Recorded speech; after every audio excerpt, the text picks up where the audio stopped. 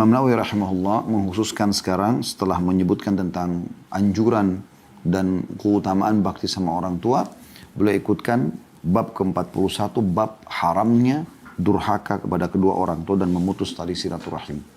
Jadi sebaliknya, kalau yang bab 40-nya adalah bagaimana motivasi untuk berbakti, ini tentu beruntung orang yang meraih ilmu itu lalu mengamalkan. Sementara bab 41 adalah bagi orang yang membangkang, yang tidak mau menjalankan, mengejar keutamaan bakti sama orang tua, malah mereka durhaka. Maka ini ada ancamannya. Beliau mengangkat dalil pertama, teman-teman yang pegang buku di Riyadhus Shalihin di bab 41 di halaman 295. Yaitu firman Allah SWT dalam surah Muhammad ayat 22 sampai 23. Surah Muhammad ayat 22 sampai 23. Yang bunyinya, A'udzu billahi minasyaitonir rajim. Fahal asaitum in tawallaitum an tufsidu fil ardi wa tuqatti'u arhamakum ulaika alladziina la'anahumullahu fa asammahum wa a'ma absarahum. Saya ulangi, fahal asaitum in tawallaitum an tufsidu fil ardi wa tuqatti'u arhamakum ulaika alladziina la'anahumullahu fa asammahum wa a'ma absarahum. Maka apakah sekiranya kalian berkuasa, punya kedudukan di muka bumi, kalian akan berbuat kerusakan dan memutuskan hubungan kekeluargaan? Mereka itulah orang-orang yang dikutuk Allah. Lalu dibuat tuli pendengarannya dan dibutakan penglihatannya. Jadi saksi bahasan kita adalah, jangan sampai kalian makna ayatnya sudah punya kedudukan, punya jabatan, punya titel, punya harta. Lalu kalian justru menggunakan semua itu bukan untuk bersyukur kepada Allah, kalian gunakan untuk menyebarkan kerusakan ya, di muka bumi, kemaksiatan kepada Allah dan memutus silaturahim. Dulu miskin, masih suka ketemu sama keluarga, bantu mereka, jenguk orang sakit, ngantar jenazah. Sekarang setelah punya jabatan, sulit ketemu. Nah ini bisa masuk dalam masalah memutuskan hubungan tersebut. Kemudian yang kedua beliau angkat adalah surah Ar-Ra'd ayat 25. Ya di sini tadi di ayat Muhammad, surah Muhammad ayat 20-23 ini ada ancaman ya. Allah ancam akan menulikan pendengaran mereka dan membutakan penglihatan mereka. Kemudian surah Ar-Ra'd ayat 25, Allah subhanahu wa ta'ala berfirman, A'udzu billahi minasyaitonir rajim walladzina yanquduna ahdallahi min ba'di mitsaqihi wa yaqta'una ma amara Allah bihi an yusala wa yufsiduna fil ard ulaika lahumul la'natu wa lahum su'ud dar. Orang-orang yang melanggar janji Allah setelah diikrarkannya dan memutuskan apa yang diperintahkan Allah agar disambungkan dan berbuat kerusakan di bumi, mereka itu memperoleh kutukan dan tempat kediaman yang buruk atau neraka jahanam. Jadi di sini jelas maknanya adalah dan memutuskan apa yang diperintahkan Allah agar disambung, maksudnya silaturahim. Ya. Hubungan dan puncaknya adalah kedua orang tua lalu kemudian kerabat secara umum. Jadi di sini dikatakan mereka memperoleh kutukan dan tempat kediaman buruk kalau mereka tidak taubat. Ya. Ini ancaman. Kemudian Allah SWT berfirman, dalil ketiga yang diangkat oleh beliau adalah surah Isra ayat 22 sampai ayat 23 sampai 24. Ya. Yang bunyinya a'udzubillahi minasyaitonir rajim wa qadara rabbuka alla ta'budu illa iyyahu wa bil walidaini ihsana imma yablughanna 'indaka al-kibara ahaduhuma aw kilahuma fala taqul lahumu uffin wa la tanharhuma wa qul lahumu qawlan karima wakhfid lahumu janaha dhulli minar rahmati wa qur rabbirhamhuma kama rabbayani shaghira.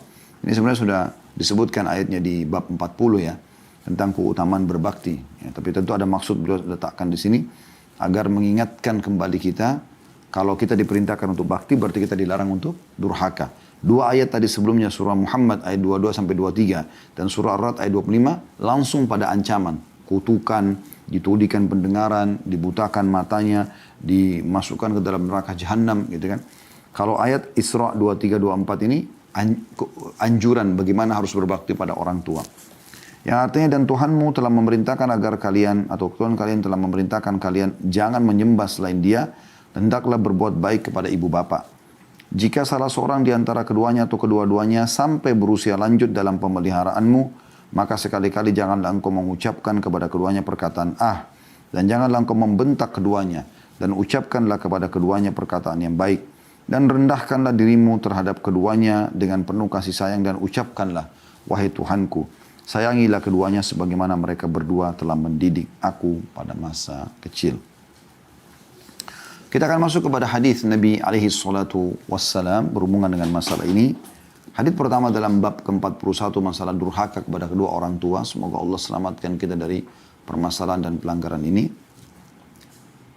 Yaitu hadis 341 dari Abu Bakrah Nufai bin Al-Harith radhiyallahu anhu, beliau berkata, Rasulullah SAW bersabda, Ala unabbi'ukum bi akbaril kabair thalathan. Qulna bala ya Rasulullah. Qala al-isyraku billah. Kemudian wa uququl walidain. Wa kana muttaki'an fajalas. Faqala ala wa qawluz zuri wa syahadatul zur. Fama zala yukarriruha hatta qulna laitahu sakat. Kata baginda Nabi alaihi salatu wassalam, maukah aku beritahukan kepada kalian tentang dosa besar yang paling besar? Induknya dosa besar. 3 kali. Kami menjawab, ya wahai Rasulullah. Tentu kami mau tahu. Karena itu membinasakan. Induknya dosa besar. Pelanggaran paling berat. Ya. Beliau SAW mengatakan, yang pertama menyekutukan Allah. Mempartnerkan Allah dengan makhluknya. Dan yang kedua, durhaka kepada kedua orang tua. Semula beliau duduk bersandar, lalu beliau duduk tegak dan bersabda, perhatikanlah dan ucapan dusta serta kesaksian palsu. Beliau terus mengulang-ulanginya hingga kami mengatakan seandainya saja beliau diam. Hadis ini diriwayatkan Bukhari dan Muslim. Hadis ini teman-teman sekalian memberikan peringatan kepada kita tentang ancaman yang sangat berat terhadap beberapa pelanggaran agama. Yang pertama adalah menyekutukan Allah Subhanahu wa taala. Ini mutiara pertama yang kita ambil dari hadis. Walaupun mungkin Bapak Ibu sudah tahu, oh syirik, menyekutukan Allah kami sudah sering dengar. Tapi perlu kita ingatkan, karena ini induk dosa besar. Menyekutukan artinya mempartnerkan. Saya ingatkan kembali bagaimana masyarakat Mekah, teman-teman sekalian, mereka melakukan itu. Mereka tahu Ka'bah itu rumahnya Allah. Mereka tahu ya, haji itu adalah ibadah yang Allah perintahkan kepada Nabi Ibrahim AS. Sehingga mereka melakukan ibadah haji, mereka tawaf. Tapi mereka menyekutukan Allah. Mendatangkan patung-patung di situ yang mereka anggap Tuhan juga, ya, yang dipartnerkan dengan Allah SWT atau disekutukan dengan Allah. Dan ini banyak orang lakukan tidak sadar. Mereka yakin Tuhannya Allah. Mereka statusnya sebagai umat Islam. Tapi syiriknya luar biasa. Ya, minta pada kuburan, pakai jimat, benda mati, jadi dukun, pergi ke dukun. Ini perbuatan-perbuatan yang berbahaya sekali. Induk dosa besar. Awal dianggap remeh. Di Indonesia ini menjadi dukun itu seperti sebuah profesi yang legal. Boleh silakan lakukan. Terbukti mereka buka praktek-praktek di mana-mana. Dan ini bahaya sekali. Bahkan kita sayangkan sampai sekarang belum ada hukum khusus. Ya, hukuman bagi para penyihir ini misalnya. Ataupun orang yang menyihir orang lain dengan membawa benda-benda, foto dan segala macam ke dukun. Karena ini kriminal yang besar sekali. Allah sebutkan dalam surah Al-Baqarah ayat 102 bahwasanya mereka memisahkan antara suami istri. Dan banyak sekali jenis-jenis sihir. Anda bisa kembali ke kajian kami di YouTube, ada playlist. Di playlistnya insya Allah itu ada tentang ruqyah syariah. Bahkan pernah sampai 3 jam durasinya karena dengan praktek ruqyah kami sempat ya, sampaikan pada saat itu. Tapi ini termasuk perbuatan syirik yang dianggap remeh oleh orang. Begitu juga dengan minta-minta pada kuburan. Ya, benda mati. Imam Nawawi sendiri rahimahullah penulis buku ini mengatakan, saya heran dengan orang yang minta ke kuburan. Padahal orang yang di kuburan itu di dalamnya orang yang seperti dia manusia. Yang juga lemah dan punya banyak kekurangan. walaupun mereka itu adalah orang-orang yang dianggap soleh di zamannya. Yang bisa menilai dia adalah Allah Subhanahu Wa Taala, gitu kan? Kita yang masih hidup disunnahkan untuk mendoakan mereka. Kemudian mutiara yang kedua adalah durhaka kepada kedua orang tua. Durhaka itu banyak sekali jenisnya ya. Banyak sekali jenisnya. Tapi tadi kalau kita ambil yang paling rendah sekali adalah disebutkan dalam Al-Isra tadi ayat 23 sampai 24 itu ya. Wala taqul lahuma uffin. Jangan pernah ucapkan kalimat ibu ini, ayah ini, itu sudah durhaka. Wala tanharhuma, jangan hardik mereka. Marah-marahin mereka. Wa qul lahuma qawlan karima. Ucapkan kalimat yang karim. Karim itu kalau disifatkan kepada pemberian, misalnya kita kalau ada orang yang minta nih, kita beri. Umum, semua orang memberikan begitu kan. Tapi kalau ada orang tidak dimintai memberi, dan pada saat dia memberi, tidak nanggung-nanggung gitu ya. Tanpa minta, datang silaturahim ke rumah keluarga. Lalu dikumpulin, dia ada duit, dibagi-bagiin uang. Bagi-bagiin itu 1 juta 1 orang. Dia punya uang banyak. Ini orang karim namanya, artinya orang yang dermawannya luar biasa. Karena tidak dimintai pun sudah dikasih. Apalagi kalau orang minta, dia akan lebih, dia akan kasih. Maka Allah menggunakan istilah karim ini, kalau tadi kita umpamakan dalam pemberian, dalam kata-kata kepada orang tua. Jadi, wa qul lahuma qawlan karima, ucapkan kalimat yang mulia, walaupun kau mendapatkan dari mereka perlakuan yang buruk, tetap kau mengucapkan perkataan yang karim, yang penuh dengan sopan santun, penuh dengan penghormatan, penghargaan, ya, menjaga wibawa orang tua. Itu minimal itu sebenarnya. Maksud dalamnya juga tidak boleh melotot, ya. Apalagi kalau sampai melayangkan tangan. Kemudian setelah itu, semua yang di atas itu tentu masuk dalam bab durhaka pada orang tua. Oleh karena itu saya pernah berikan masukan ya, di bahasan bab nomor 40 tentang masalah bakti dengan orang tua. Usahakan teman-teman kita sebagai orang tua, saya ingatkan kembali, jangan buka untuk anak-anak kita pintu durhaka. Bermula dari anak dari kecil suka pukul orang tuanya. Gak boleh. Walaupun bercanda. Saya pernah memiliki seorang teman, saya masih ingat.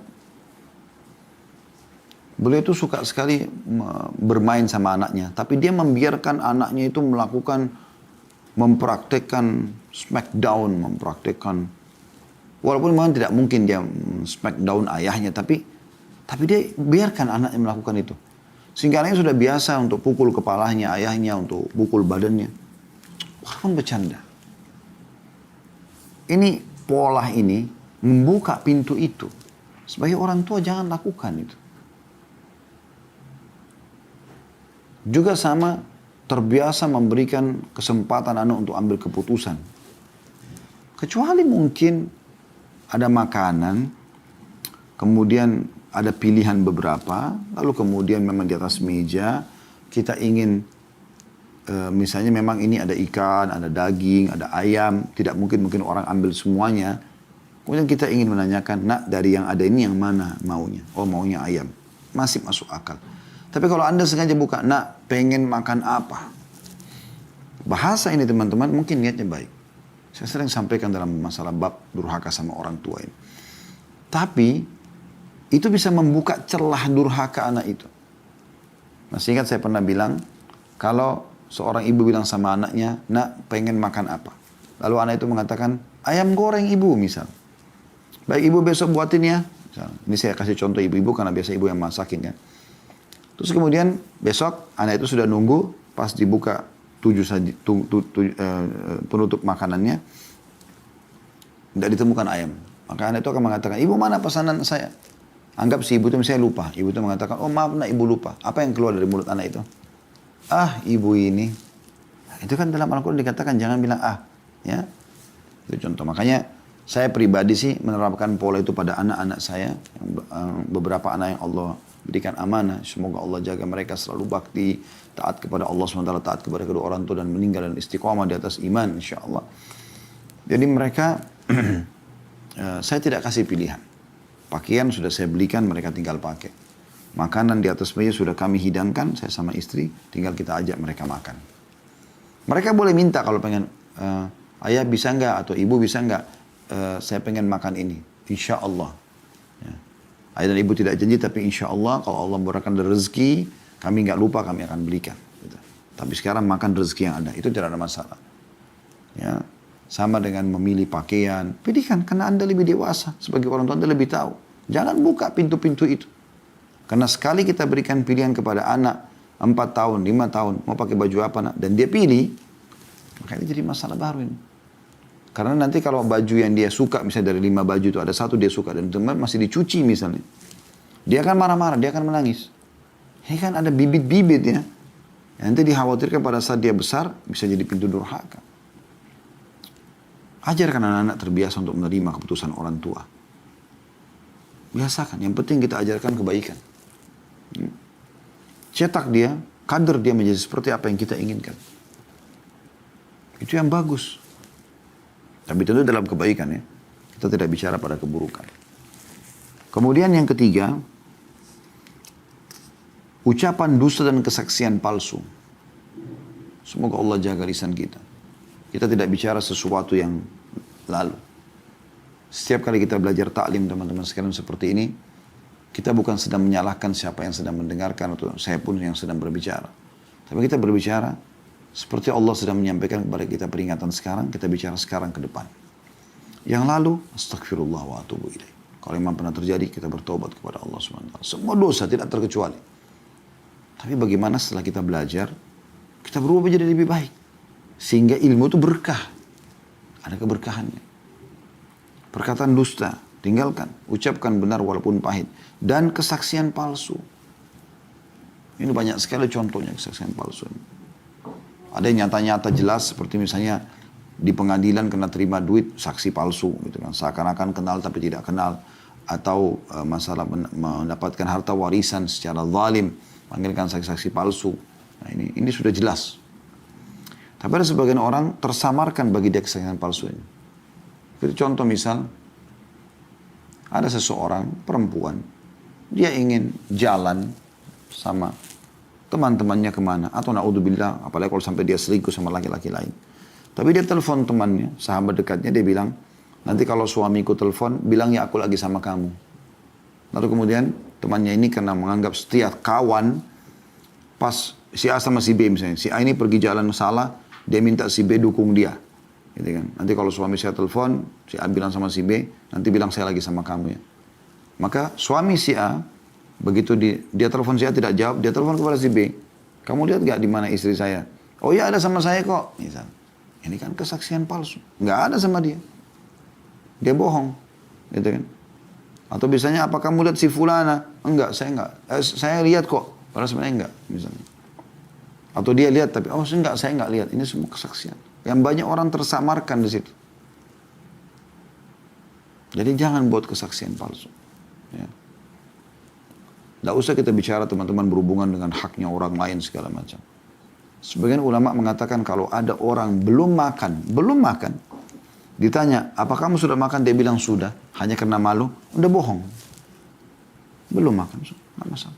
Apa yang aib di situ? Orang mukmin itu apa yang nampak kelihatan di wajahnya dan fisik, itulah nampak, itulah dalam hatinya. Nggak ada samar-samar. Orang munafik yang samar. Makanya Nabi SAW menjelaskan, sifat orang munafik pasti padanya melekat kalau bicara bohong. Itu yang pertama Nabi SAW sebutkan. Idza haddatsa kadzab. Susah dipegang, tidak tahu yang mana. Semua bohong. Wa idza tumina khan. Kalau diberikan amanah dia berkhianat. Wa idza wa'ada akhlaf. Kalau dia berikan janji dia pungkiri. Maka ini harus hilang. Berarti sifat orang munafik tidak boleh ada dalam diri orang mukmin. Dan di sini dikatakan dalam penutupan hadis bahwasanya sahabat ya yang meriwayatkan hadis ini Abu Bakar radhiyallahu anhu mengatakan terus saja Nabi SAW ulangi peringatan tentang induk dosa besar yang 3 ini sampai kami bilang coba Rasulullah SAW diam saja. Syirik kepada Allah, durhaka pada orang tua, perkataan dusta, kesaksian palsu. Nabi ulangi lagi. Syirik kepada Allah, durhaka pada orang tua, ya, Perkataan dusta, kesaksian palsu. Nabi ulangi terus. Kan kalau perkataan itu diulangin terus, ya, ini telinga jadi terasa kayak bengkak karena dengarin itu terus gitu ya. Karena pentingnya nih, Nabi SAW ulangi terus. Saksi bahasan kita adalah mutiara yang kedua dari hadis, yaitu durhaka pada orang tua. Ini induk dosa besar. Hadis yang kedua dalam bab kita ini 342 dari Abdullah bin Amr bin As radhiyallahu anhuma, Abdullah sahabat, Amr bin As sahabat, dari Nabi SAW beliau bersabda, al-kabair al-isyraku billah wa uququl walidain wa qatlun nafs wal yaminul ghamus. Dosa-dosa besar itu adalah menyekutukan Allah, sudah kita jelaskan tadi. Durhaka kepada kedua orang tua, sudah kita jelaskan juga tadi. Membunuh jiwa manusia dan sumpah palsu. Sumpah palsu sama membunuh jiwa ini kita akan jelaskan. Ini tambahan mutiara dari hadis yang sebelumnya ya. Jadi mutiaranya adalah dari hadis 342, membunuh jiwa. Nggak boleh kita bunuh jiwa.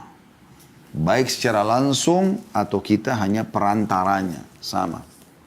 Secara langsung pegang pisau, tusukin orang, tembak, ya, dorongin dari satu tempat yang tinggi sehingga dia mati.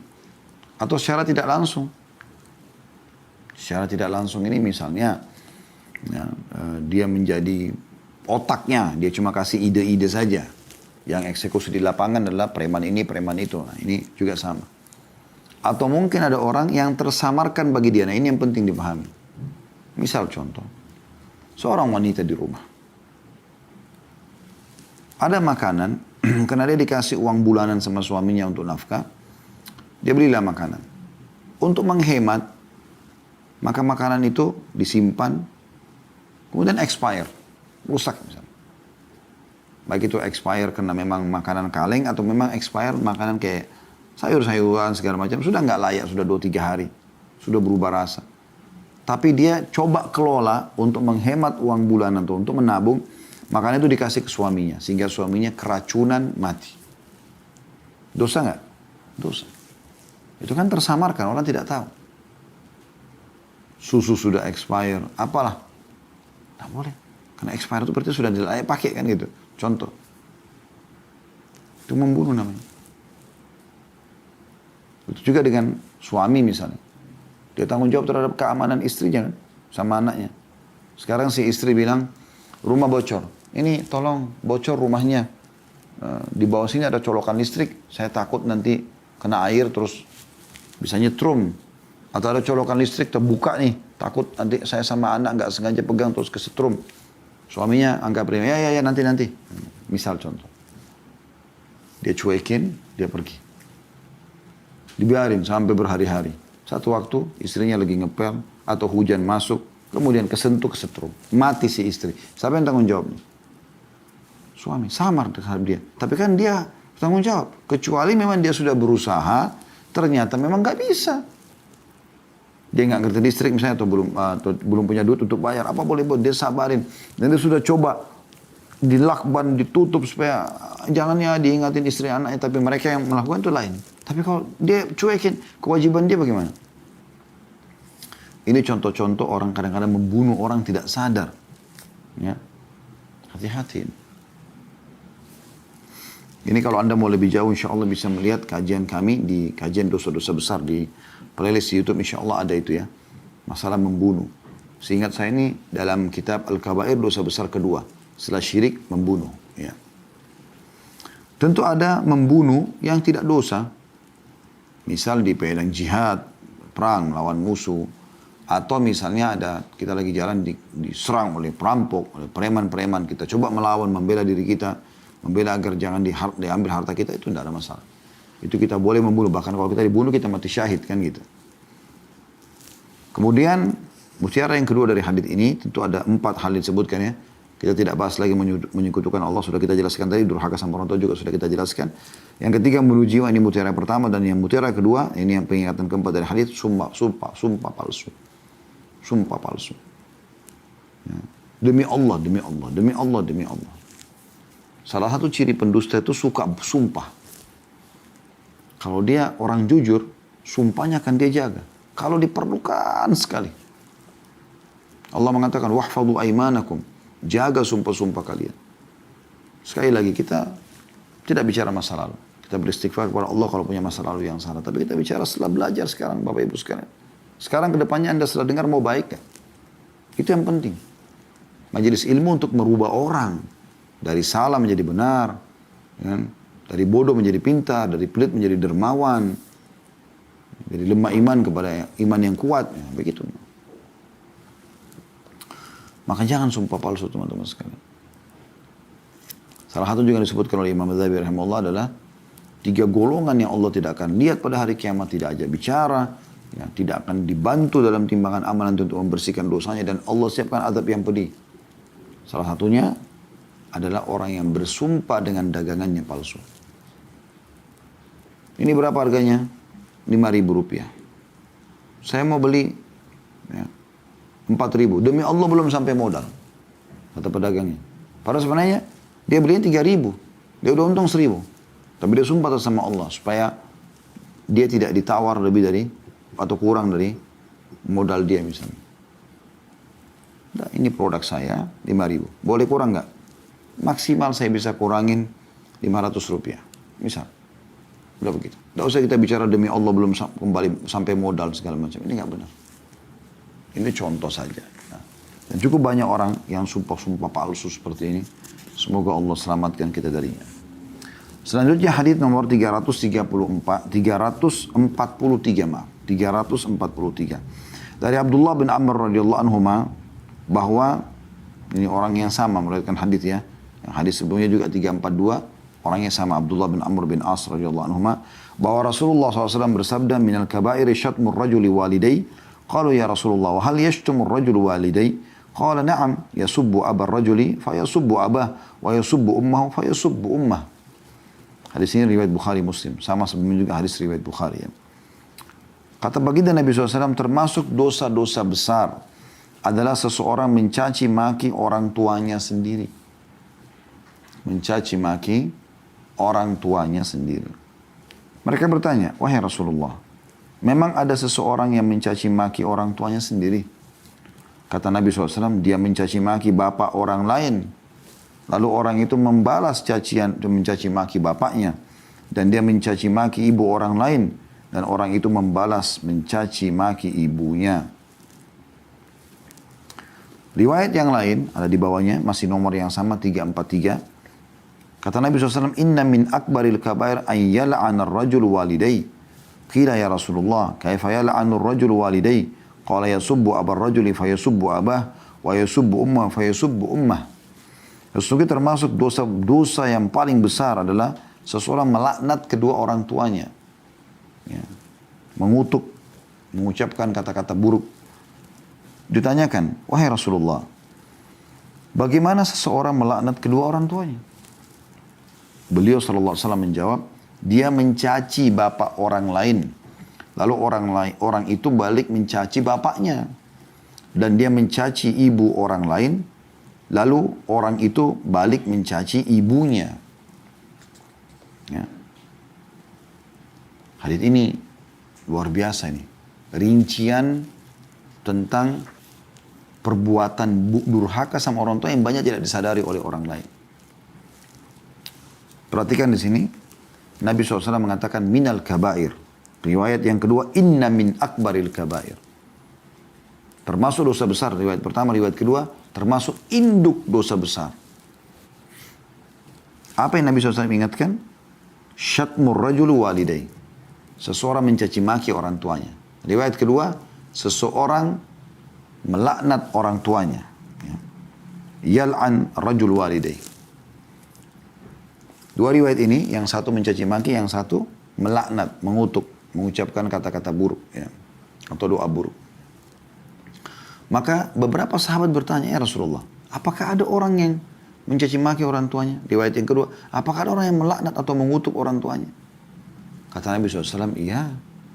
Dia mencaci maki orang tua orang lain, rival lawan dia, musuhnya, atau melaknat orang tua orang lain, mengutuknya. Maka orang yang sedang diganggu dari dihina orang tuanya, mencaci maki orang tua dia atau melaknat orang tuanya dia. Maka dia menjadi penyebab di sini sehingga orang lain mencaci maki orang tuanya. Dan di sini gara-gara itu dia termasuk mendapatkan dosa besar. Padahal dia tidak niat mencaci maki orang tua dia. Tapi karena dia mencaci maki orang tua orang itu, maka orang itu marah, kembali caci maki orang tua dia. Yang kita bisa ambil dari hadis ini, mutiara yang pertama adalah bagaimana menghina, mencaci maki orang tua adalah induk dosa besar. Walaupun tidak secara langsung. Ya. Kemudian yang kedua yang bisa diambil adalah bagaimana seseorang kalau terjadi sesuatu pertikaian, tidak perlu kita mencaci maki orang lain walaupun berhubungan sama dia. Contoh misal, si A sama si B. Ini punya masalah nih, ribut, cekcok si A sama si B. Udah, antara mereka aja. Misal contoh suami istri nih. Udah, antara dia sama istrinya atau dia sama suaminya saja. Kamu kok gini, kamu salah gini. Udah selesaikan antara mereka.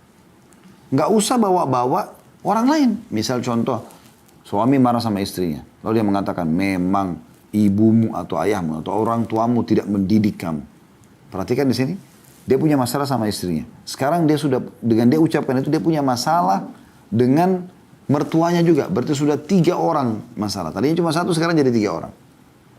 Bisa saja istrinya marah, istri juga mengatakan, orang tuamu juga nggak didik kamu. Nah, kan kembali mencaci maki orang tua dia.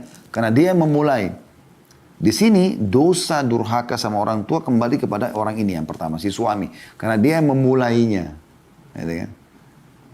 Ini kalau kita kembangkan banyak orang juga begitu.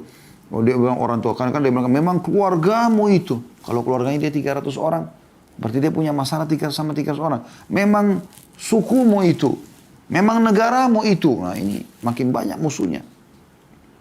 Jadi kalau sedang ada masalah sama seseorang, kerucutkan teman-teman sekalian. Dan itu pun dikerucutkan dengan inti permasalahannya apa. Itu harus dilakukan. Supaya nggak salah dalam langkah. Gitu kan. Ini perlu digarisbawahi. Sama juga terbalik, istri juga begitu. Kalau dia ada masalah sama suaminya, ya masalah sama suaminya saja. Kau usah bawa mertua dia, orang tuanya memang orang tuamu itu manjakan kamu, memang orang tuamu begini dan begitu. Nanti kalau suami tersinggung, juga caci maki orang tuanya si istri. Dosalah si istri ini, karena dia menjadi penyebab suaminya mencaci maki orang tua dia. Nah, contoh ya. Begitu juga dengan sama orang lain. Ini suami istri sering terjadi kan. Itu juga dengan orang lain, tetangga, teman, segala macam. Hati-hati. Kalau sekali lagi kita punya masalah sama seseorang, sama dia saja.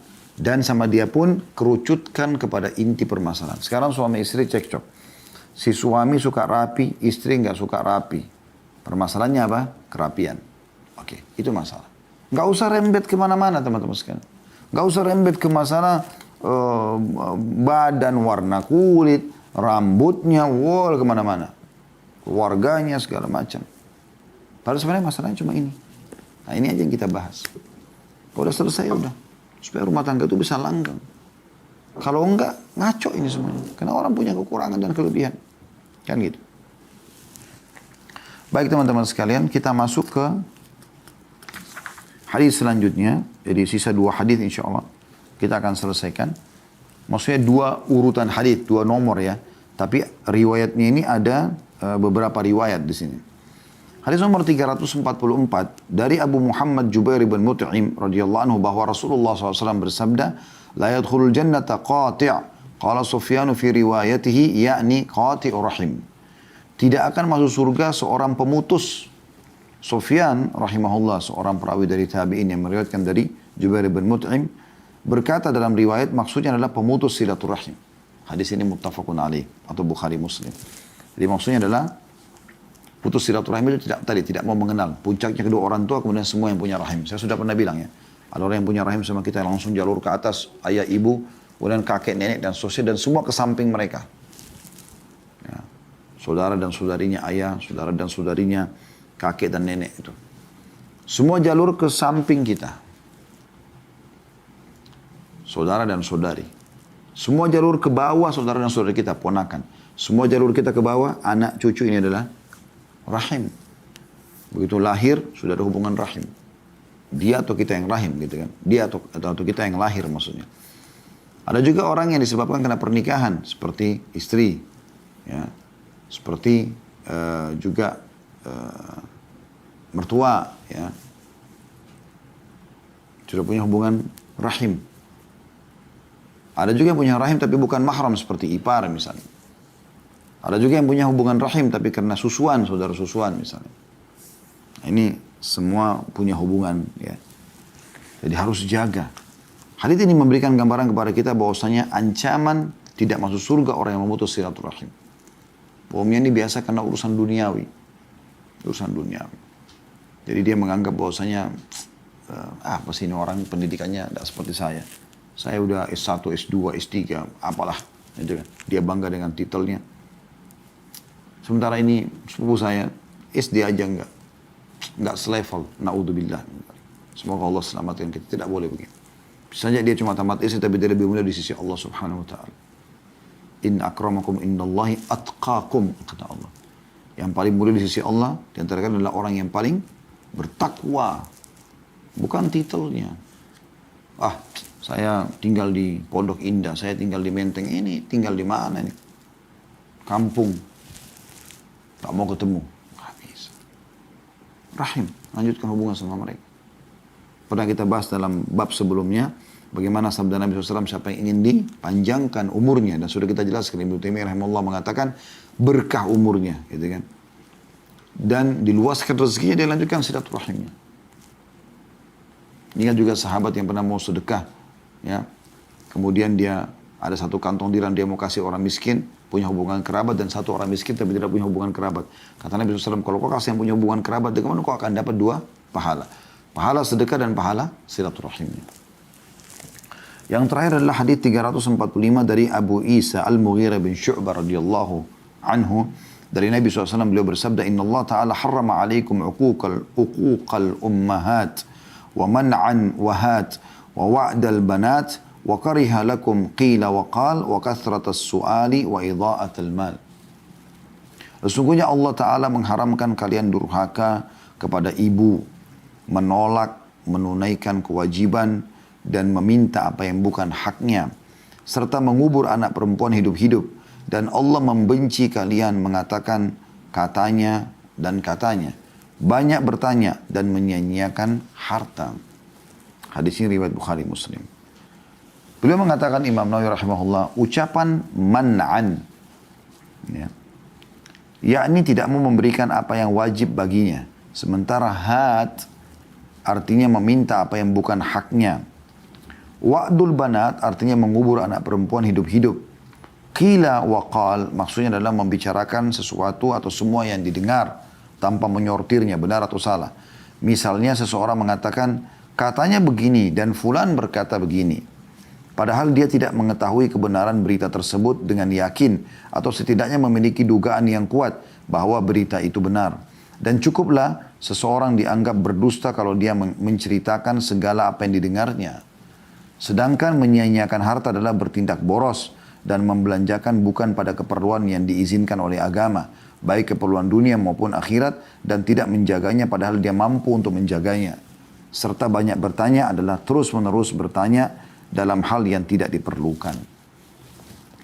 Dalam bab ini ada beberapa hadis yang telah disebutkan pada bab sebelumnya seperti hadis wa aqta'a man qata'aki. Dan aku memutus hubungan kata Allah kepada Rahim pada orang yang memutus hubungan denganmu. Ini sudah disebutkan di hadis nomor 320 sebenarnya sudah dijelaskan ya. Kita sekarang sudah di hadis 345. Jadi kurang lebih 25 hadis yang lalu.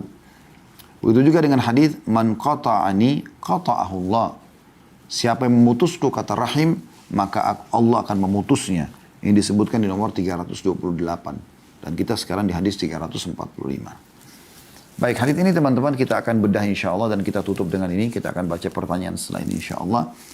Dan pertemuan akan datang kita akan lanjutkan di bab 42 masalah keutamaan berlaku baik kepada sahabat, ayah, ibu, kerabat, istri dan semua orang yang dianjurkan untuk dihormati. Kita kembali kepada hadis nomor 345, ada beberapa mutiara yang kita ambil. Yang pertama adalah Kata Nabi SAW, Allah mengharamkan kalian durhaka kepada ibu-ibu kalian. Ini mutiara pertama. Sabda Nabi SAW, ummahat, ibu-ibu, bukan berarti ayah boleh didurhakai ya. Tetapi skala prioritas adalah ibu. Nah, memang ibu didahulukan dari sisi pelayanan. Kalau ibu mengatakan, nak ambilin ibu air, ayah mengatakan, nak ambilin ayah air, kita dahulukan ibu, gitu kan. Seperti itu kurang lebih. Maka ini tentunya teman-teman sekalian, kita ambil pelajarannya, bukan hanya ibu, tapi ayah dan ibu tentunya. Dan durhaka sama orang tua sudah kita tahu tadi. Dan sudah kita panjang lebar jelaskan. Bahkan kita sudah jelaskan hal yang paling sederhana dalam durhaka pada orang tua itu mengucapkan kalimat ah. Ya. Kemudian mutiara yang kedua adalah wa man'an wahat. Ya. Yaitu menolak menunaikan kewajiban. Ini banyak sekali orang yang man'an. Ini mutiara yang kedua. Ya. Yang pertama uququl ummahat, durhaka pada ibu. Yang kedua, mutiara wa man'an. Itu dulu potongan itu saja. Menolak menjalankan kewajiban. Teman-teman yang punya akad di kantor, mana kewajiban Anda? Penuhi itu. Karena Anda menerima gaji di akhir bulan karena akad, ya, kewajiban itu. Kemudian juga sebagai suami, mana kewajibannya? Sebagai istri, mana kewajibannya? Sebagai orang tua, mana kewajibannya? Sebagai anak, mana kewajibannya? Sebagai tetangga, mana kewajibannya? Sebagai pemimpin, mana kewajibannya? Sebagai masyarakat, mana kewajibannya? Kita harus tahu mana kewajiban kita. Supaya kita meraih pahala di situ dan kita tidak mendapatkan dosa. Gitu kan? Keluar daripada kewajiban kita, gugur. Kita sudah punya hak untuk, tidak memenuhinya. Sebagai suami tanya, mana hak saya? Mana kewajiban saya? Merupakan hak istri. Fokus di situ. Kalau lebih daripada itu, Anda boleh penuhi, boleh tidak. Sebagai istri tanya, mana kewajiban saya? 1, 2, 3, 4, 5. Jalankan itu. Sudah ada saya bahas itu dalam kitab kajian kitab Mahkota Pengantin. Yang Anda bisa lihat di playlist insyaAllah. Hak dan kewajiban suami istri. Sudah sering kita jelaskan masalah itu. Begitu juga di Riyadhus Shalihin pernah kalau nggak salah ada bahasan masalah itu. Kemudian anak pada orang tua pada anak, itu kan, saudara pada saudaranya, tetangga pada tetangga, muslim sama muslim, muslim sama non muslim, ada semua kewajiban-kewajibannya itu. Jangan luput itu. Nah, kita harus jalankan kewajiban itu. Karena kalau tidak, maka masuk dalam perbuatan yang haram. Ingat teman-teman yang kerja di kantor, jangan suka curi waktu. Hak perusahaan Anda sudah tulis akad, Anda penuhi. Kemudian yang ketiga, wahat. Hat ini artinya meminta apa yang bukan haknya. Ini juga hukumnya haram. Dia tahu warisan akan dibagi, lalu dia minta haknya ahli waris yang lain. Seperti di Indonesia ini cukup banyak ya. Allah mengatakan dalam masalah warisan misalnya, a'udzubillahi minasyaitonirrajim, lidzakari mithlu hadzil unthayain. Dalam bagi warisan, laki-laki dapat 2 porsi dari perempuan. Perempuan dapat 1, laki-laki dapat 2. Tidak bisa disamaratakan memang. Tidak boleh. Bagi dengan hukum Allah. Setelah itu, yang punya hak laki-laki misalnya, dia mau berbagi sama saudarinya yang lain, silakan. Tapi kalau kita paksakan semua ahli waris harus ikut sudah sama rata aja, nggak boleh. Ini banyak terjadi nih, kezaliman dari para sebagian wanita. Semoga Allah berikan hidayah. Ngotot, warisan harus dibagi, adil. Itu bukan adil, hukum Allah SWT. Bedakan antara hibah dengan warisan. Kalau hibah, pemberian seseorang masih hidup, dia memang harus wajib. Misalnya, dia berikan anak laki-lakinya 10 juta, dia kasih anak perempuan juga 10 juta. Sama nilainya. Dia beli pakaian, nilainya sama. Gitu. Tapi kalau warisan, si pemilik harta sudah meninggal, laki-laki 2, perempuan 1, tidak bisa diubah itu. Walaupun semuanya ridho, dari mana Anda tahu semua ridho? Mungkin terpaksa si adik. Bagi dengan hukum Allah Subhanahu wa taala, laki-laki dapat 2, perempuan dapat 1. Kalau ada di antara laki-laki ini mau berbagi lagi dengan saudaranya, silahkan. Ini contoh, bukan hak kita itu. Nggak boleh. Ya. Mengambil yang bukan haknya di bagian daripada hal yang haram. Ini mutiara yang ketiga. Yang keempat, wa'dal banat. Dan membunuh ya, atau mengubur anak perempuan hidup-hidup. Ini kebiasaan orang Arab jahiliyah dulu di Mekah. Mereka anggap kalau punya anak perempuan malu. Allah gambarkan dalam beberapa ayat Al-Quran masalah itu. Ya. Wa idzal mau'udatu su'ilat bi'ai dzambin qutilat. Pada saat nanti bayi-bayi perempuan yang dibunuh itu dikubur hidup-hidup ditanya, kenapa dosa apa mereka harus dibunuh?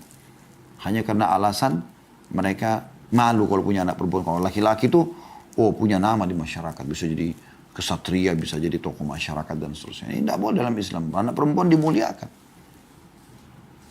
Saya sudah jelaskan itu ya, keutamaan mendidik anak perempuan. Walaupun anak-anak semua sama dalam arti kata hak mereka. Tapi anak perempuan ini punya ekstra pahala kalau kita berbuat baik sama mereka. Dalam perilaku kita harus sama dengan anak laki-laki. Tapi anak perempuan kalau kita berbuat, misalnya kita kasih ini 1.000 rupiah, ini 1.000 rupiah. Khusus pahalanya ke anak perempuan lebih besar. Jadi memang luar biasa pahalanya mereka itu. Tugas kita, mereka dari lahir kita kasih makanan, minuman, kasih segala macam. Sampai mereka menikah, serahkan ke suaminya. Kan gitu. Itu punya kedudukan sendiri. Islam melarang itu. Tentu dari larangan ini berlaku juga semua anak nggak boleh. Seperti orang aborsi, menggugurkan ya. Atau orang membunuh anak dengan alasan tidak bisa mengurusnya. Ya. Atau dia pukul berlebihan sampai anaknya meninggal. Ini semua sama hukumnya. Haram hukumnya, tidak boleh. Itu bukan milik kita. Kita cuma status. Pada saat lahir anak saya status ayah. Status. Istri saya status ibu. Status. Kita sebagai status orang tua. Kita bisa kejar pahala dari anak-anak itu. Tapi bukan kita pemiliknya. Bukan kita yang mengukir alisnya, membuat matanya. Allah SWT pemiliknya itu. Itu yang disebutkan oleh Ummu Sulaim radhiyallahu anha kepada suaminya. Pada saat anaknya Abu Talha, suami dia meninggal, ya, dia juga sedih sebagai ibu, anaknya dia, anak laki-laki, dan dia suka sama anak itu. Tapi sakit keras, begitu meninggal, dia hibur suaminya, dia siapkan makanan yang enak, dia dandan yang cantik sampai suaminya kenyang, terpenuhi biologisnya. Kemudian dia mengatakan, wahai suamiku, bagaimana kalau seandainya ada orang yang titipin barang, kemudian dia minta kembali. Kata suami harus dikembalikan. Kata dia, kalau begitu, raihlah pahala dari sisi Allah karena Allah telah mengambil anak kita. Dia pemiliknya. Begitu memahaminya gitu. Kemudian yang kelima adalah setelah tadi larangan durhaka pada para ibu, kemudian ya tidak menjalankan kewajiban, kemudian ya mengambil yang bukan haknya. Itu yang ketiga, yang keempat mengubur anak perempuan hidup-hidup atau membunuh mereka. Masuk dalamnya juga di sini aborsi dan segala macam. Kemudian yang kelima, wa kariha lakum qila wa qal. Ini mutiara yang kelima, larangan dari ya, Nabi SAW. Allah melarang kalian ya, mengatakan katanya dan katanya. Qila wa qal ini seperti orang mengatakan, saya katanya si fulan begini, katanya begini, kata orang. Apa saja yang dia dengar keluar langsung di mulutnya, masuk di sini keluar di sini. Ini nggak boleh dalam Islam. Kata Nabi SAW, cukup dosa yang sangat besar bagi seseorang yang menyampaikan semua yang dia dengar. Ya akhi dan ukhti. Tidak semua yang didengar kita sampaikan. Kalau itu baik, kita dengar, kita sampaikan dengan mulut kita. Supaya ada pahalanya. Kalau itu buruk, jangan disampaikan dengan lidah. Dilarang dalam Islam. Orang Islam itu orang mukmin yang sebenarnya, kalau dia mengucapkan kata-kata, mas yang keluar. Setelah yang berbobot. Nasihat, tanya kabar orang, ilmu pengetahuan. Bermanfaat. Bukan omong kosong. Dilarang oleh Nabi SAW. Ada orang begitu duduk, omong kosong. Katanya begini, katanya begitu. Cirinya orang begini ini biasanya semuanya dia tahu. Semuanya dia mau sok tahu. Dari mana ini? Manusia dari mana semua tahu segala satunya? Tidak ada ilmunya, jangan bicara, akhi. Kemudian, masuk yang keenam, peringatan Nabi SAW. Wa kathratus su'al. Dan banyak bertanya. Bukan untuk tahu. Tapi untuk menunjukkan kalau dia tahu. Atau bertanya hal yang tidak diperlukan. Gini contohnya. Kalau ada orang dalam majelis ilmu bertanya karena memang dia perlu. Dia tidak tahu hukum. Dia tanya. Ikhlas karena Allah SWT berpahala. Bahkan itu bisa menjadi penyebab dia panen pahala banyak. Karena orang yang lain dengar. Akhirnya orang lain juga jadi belajar gitu kan. Tapi kalau hanya untuk menunjukkan ke teman-temannya kalau dia hebat, dia punya pertanyaan. Mulai dari menggunakan ya, kosakata pilihan. Menunjukkan kalau dia adalah seorang praktisi akademik misalnya. Atau gitu kan. Untuk menunjukkan pada orang kalau dia hebat bertanya. Masuk dalam masalah ini. Diharamkan dalam Islam, tidak boleh. Jadi bertanya butuh jawaban ilmu, bukan untuk menjatuhkan orang. Sisi yang lain juga, nggak boleh bertanya pada yang tidak diperlukan teman-teman sekalian. Untuk apa antum sibuk? Begitu ketemu orang baru kenalan, langsung tanya nama istrimu siapa? Anakmu berapa? Apalah segala. Apa manfaat? Untuk apa? Kecuali ada keperluan. Misal memang orang itu minta tolong anaknya dibantu untuk masukkan ke sekolah kita misalnya. Kalau kita anak-anaknya, dia bilang anak-anak saya ingin masukkan sekolah, kita bisa tanya, memang berapa anak anda? Sekian orang. Tidak ada masalah. Atau dia ceritakan sendiri mungkin. Ada orang subhanallah semuanya ditanya. Temannya pakai baju ini, kenapa kok pakai baju ini? Topi itu, sepatu ini. Semuanya yang tidak ada manfaatnya buat dia. Untuk apa ini? Gitu. Maka harus hati-hati. Yang terakhir adalah, dan ini juga termasuk penting, yang ketujuh, wa idha'atul mal. Ya. Menyia-nyiakan harta. Saya pernah jelaskan teman-teman, harta itu yang paling bagus sekali, sumbernya halal, dikeluarkan pada yang halal. Ini yang paling bagus. Sudah sumbernya halal, keluarkan pada yang halal. Untuk sumber kerja yang benar, bisnis yang benar, nggak ada masalah unsur haram, dikeluarkan pada hal yang benar. Nafkah keluarga, bangun masjid, rumah anak yatim, sebarin mushaf, Quran, gali sumur, segala macam. Yang kedua adalah sumbernya halal, tapi keluarnya pada yang haram. Ini nggak boleh. Dia dapat pahala karena kerja benar, tapi setelah itu dipakai berzina, pakai berjudi, keluarnya haram. Ini jadi tidak boleh. Allah akan tanyakan nanti. Dia dapat pahala sini, tapi dapat dosa di sini. Yang ketiga, tentu jangan jadi seperti ini. Harus yang pertama ya, sumber halal, keluar pada halal. Yang ketiga, sumbernya haram, keluar pada yang halal.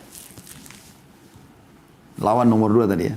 Jadi dia bekerja haram, korupsi, naudzubillah, zina dan pelacur dan segala macam. Tapi dia pakai umroh,